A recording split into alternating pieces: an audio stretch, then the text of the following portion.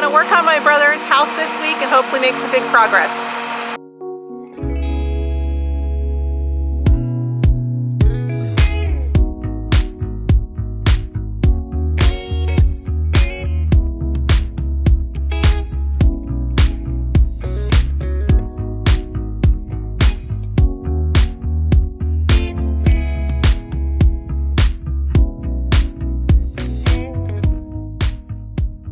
So last week we made some big progress on my brother's cabin.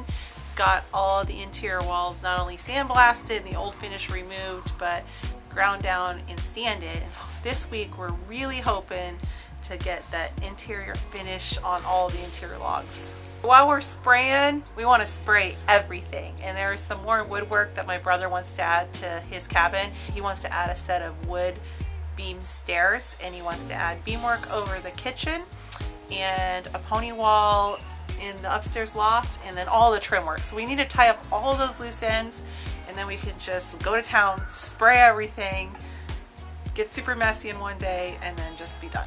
Yeah, that'd be nice actually. Make one giant mess and save tons and tons and tons of time. So we're gonna get right on building a set of timber stairs and all the other loose ends that we need to take care of.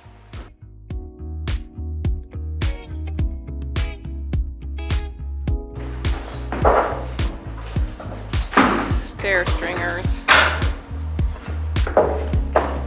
okay, so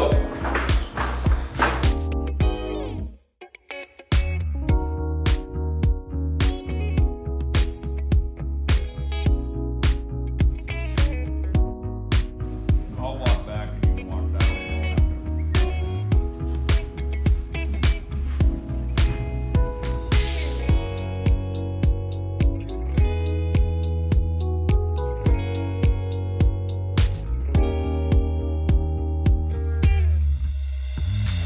These stair treads here, we got them all cut and ready to be put in, but well, one of the nice things, the final things that we wanted to do to this was give this a nice rounded, like a chamfered edge, almost a quarter round. So got my router all set up and we'll run through here real quick.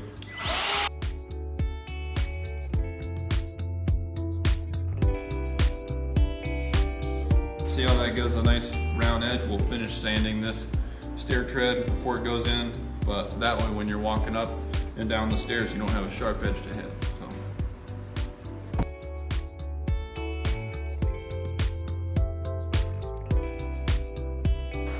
So my brother really likes the staircase at our house, and he's like, can you guys build that for me? But the problem is it's a lot of work without a timber frame cutting machine, like to cut out all the little grooves and stuff.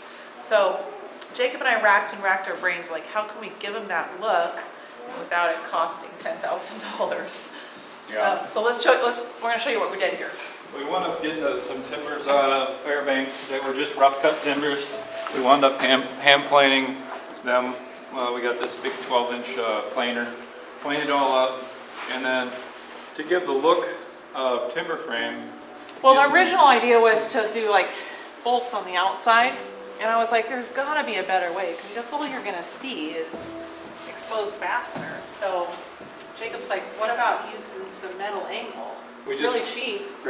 We grabbed some angle and we wound up cutting it in 10-inch pieces. We got 11-inch treads, and so I wound up spray painting them black and giving it that look of, you know, the timber with the black accent. And then also, you know, it'll actually look also better because there's going to be a black handrail on the stairs and a black handrail for the downstairs. And then, like Anna said, you got the black wood stuff that's in the house here, so you know it'll all tie in and look really nice. Yeah, I really like it. I like a little bit of metal accent, and this is the only way you'll see it is from the underside, and it'll be just a little touch of it. Yeah, I want to take the little bit of the tread out, just due to the fact that we needed to have a spot for the angle to go on, and I want to pre-drill and everything, so got it all set in here. Lag bolts. Yeah. They're not going anywhere. Yeah, it's really beautiful. So did a great job. So they're going to put them in place. I can't wait to see this. So You're making a giant mousetrap. Come on, we're gonna make some mousetrap. Let's go. Ready, steady. Five, 4, 3, 2, 1, go. Alright. Get past that. Okay. Hold that. Let's slide it. Okay, hold it. Ready? Yeah. 1, 2. Oh, we looking like it? We're in it. Let me grab here and we'll come in. Yeah, so we already dry fit these once, but as you can see, the stringers, they had to be notched into the actual the logs up there. We wound up doing that, so we'll go ahead and get now some fasteners put in here, and we'll put in some big, huge, long timber screws from the back, and that'll hold the staircase in place.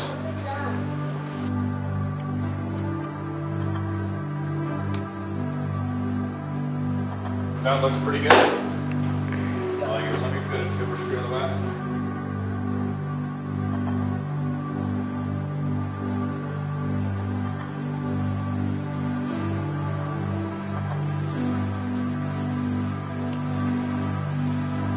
Now we got it all set, the stringer's set, some timber screws in it, and I'm going to go ahead and put all the treads on.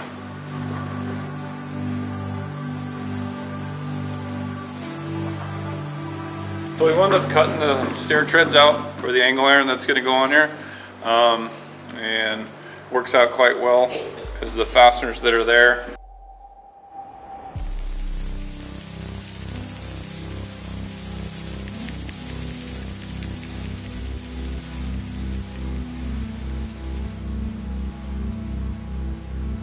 I think those are pretty sweet looking stairs.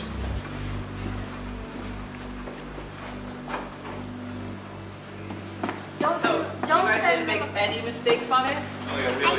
Really?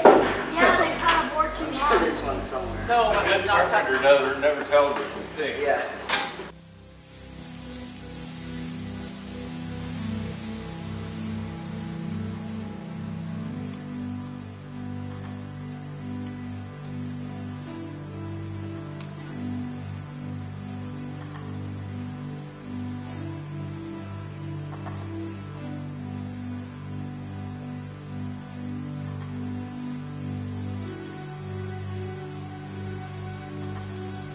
So one of the things in this house was there in the main level of the house, there's a bathroom in here.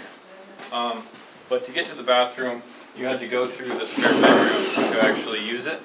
So one thing they wanted to do was actually make an opening so like guests can go use this bathroom. So we wound up cutting the logs out with a chainsaw, getting that all knocked out, and then when I ordered timbers, I just ordered some more timbers. These are 3x12s, and give it a nice boxed in look because this is actually going to be open to the world from here on out. And then from the inside, when we get done, we'll build a little 2x4 wall here, and then this will transition to where the bedroom's private and the bathroom can be used for the company. So the way this place was trimmed out before is they actually scribed the logs, cut them out for a 1x4, so we kind of matched that same detail when we went ahead and trimmed it out. There was another contractor that came in and worked on installing some windows and doors in the place, and when that was done, there's some doors that didn't get pulled out here and some windows, but they already had existing trim, so we had to kind of match that same trim. So we wound up having to cut into the logs and bevel a little bit for the 1x4s that went around the outside trim of the windows, and then also on the bottom we wound up putting a 1x10 or a 2x10 piece of Douglas fir, which is matching everything else that was in the house. So one of the challenges with putting a kitchen with a high ceiling is it's really hard to bring the lighting down because you want a light, bright kitchen, but the lighting could be 16 foot above your kitchen. So I went to my brother with this idea to put some beamwork above the kitchen, and then we could run some track lighting under the beamwork and see if that would brighten up the kitchen space, but not lose that high ceiling, light, airy feeling in the space.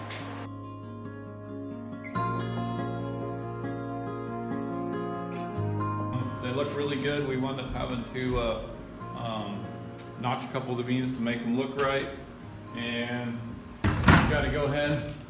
We're gonna cut them a little bit past, maybe like 3 inches past here. We'll string a line, cut these tails off, and then that will allow us to put some accent lighting in the kitchen when we do it. The last thing we got to do is put in a couple more posts right here for the kitchen island.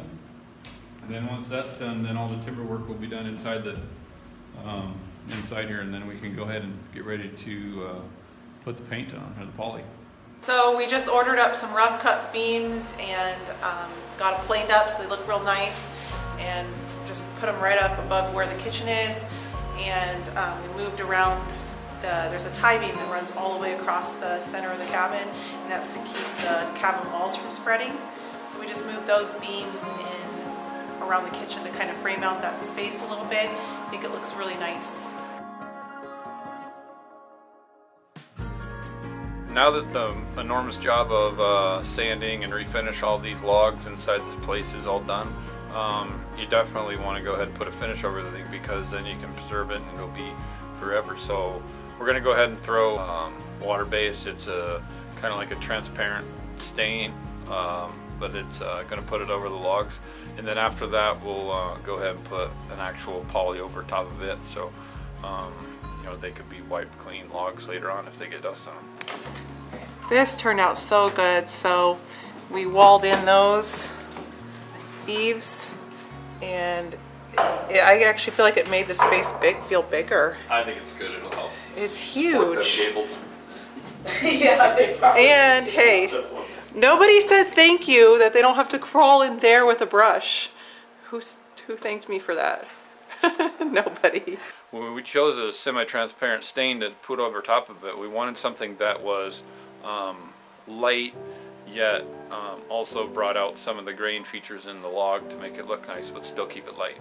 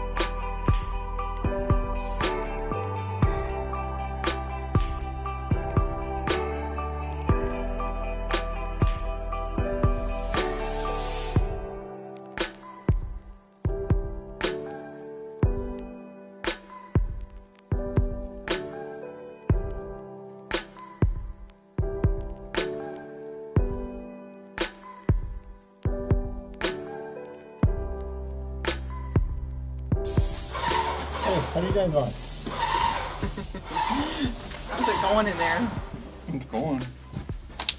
It's pretty. Pretty fumey now. Yeah. We could use a shower. Oh, you want to come help? Huh? Not a chance. Polly. To go ahead and spray a project like this, to finish it out, it actually takes several days because of the prep work that has to go in, because you got to get the place super clean, you got to get it dust free, you got to tape everything off that you don't want to get any product on. It just takes a lot of work to get there. And then when you go spray it, which we chose to do a natural color, it's like, yay, what'd you do today? But Yeah. it's not really that different. Like a whole week of work to get to this point, and it looks like nothing has changed, but it has, because the spray that goes on, it provides UV protection, it seals the log, and then we'll be putting a clear coat over top of that, and that'll make it wipe cleanable, and the logs will continue to be this beautiful for a very, very long time. So until somebody else wants to take on sandblasting them, which is hopefully never. That would be in Grace's generation. Yeah, yeah, so hopefully that never happens again. So the whole place is sprayed. It looks no different than it did, but that was kind of the goal, is to keep it the same. And all the woodwork is done, and we're moving along. The next step is we've got a chink between all the logs that just kind of finishes off that joint between each log and keeps the weather out. the bugs out, the squirrels out. And it's gonna be a really long process. It will be. I think it'll actually go pretty smooth once we get rolling on it. We'll see how well how easy it is. I mean, it could be hard, but I think it'll be all right. Then after that, then we got a clear coat that's Well, I got to was go gonna for say, about and everything. after that, you guys are gonna be like the best cake decorators ever. You'll be able to pipe a cake. Anyway, so we've never chinked before, so it's gonna be a learning experience, trying to figure out how that's done and what the most efficient, best, fastest way to do that is. So, Yeah, so if anybody knows any YouTube videos that are great tutorials on how to chink, I'm all for it. so it's been a long day. We're gonna call it, and we shall see you guys next week. Thanks for watching.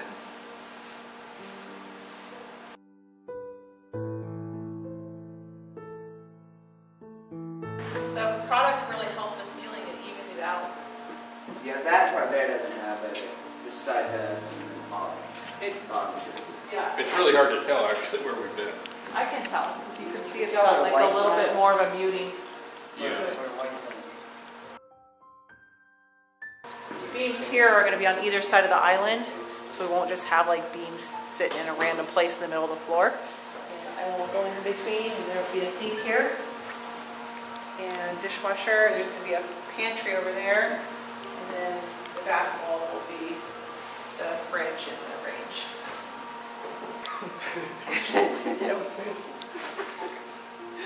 He likes spraying. He's weird. Jacob is the weirdest guy ever. He loves vacuuming and spraying. Like Vacuuming is satisfying sometimes. there's something about it. Like if there's like not at home. He doesn't like vacuuming at home, but on a construction site, if there's like anything that needs to be vacuumed, he's like, I will do it. And he loves spraying. That's because if you don't No. pick up after yourself on a construction site, it takes 2 days to pick it up later. But you won't delegate it. You won't be like, hey, will you do this vacuuming? And you're like, yes, I get a vacuum. I just don't trust anybody. You guys know what I'm talking about. I just don't trust You anybody don't to do trust his job. anybody to vacuum. No, dude, do it yourself. Nobody else can vacuum as well as him. That's brutal. That is brutal. That's like, Jacob, I'm gonna that hire is you. like the simplest, like that's the kind of job that you give up. It's not. Actually, you Yes, gotta it is. be a good vacuumer. You gotta like know when your vacuum's plugged. You gotta go out there and clean the filter. Well, I totally agree with you that you need to vacuum it. It just, I always just find it comical that you like vacuuming and you don't like vacuuming at home. That's all. So, Have you ever walked in a job site, nobody ever cleans up? You can't find your tools, you can't find anything. we were watching a house and nobody ever cleans up. Like when I was morning sick, oh my gosh. I'm gonna keep It's drinking like, my coffee. I can't look, I can't look.